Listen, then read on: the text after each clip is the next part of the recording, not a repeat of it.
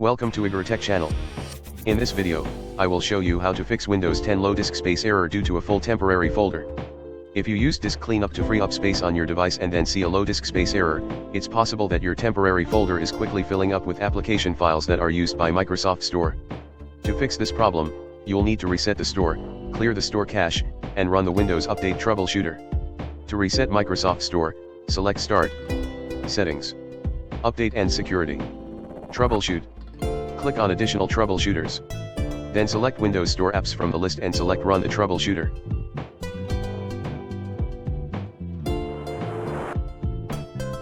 To clear the Microsoft Store cache, press the Windows logo key plus R to open the Run dialog box, then type wsreset.exe and select OK.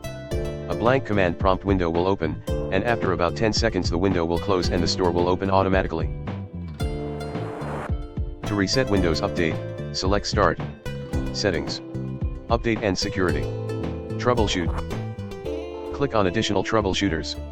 Then scroll down and select Windows Update from the list, and select Run the Troubleshooter. This will search any issues related to Windows Update, then try to fix it. After performing these 3 steps, restart your computer and see if you are still experiencing the issue. This covers how to fix Windows 10 low disk space error.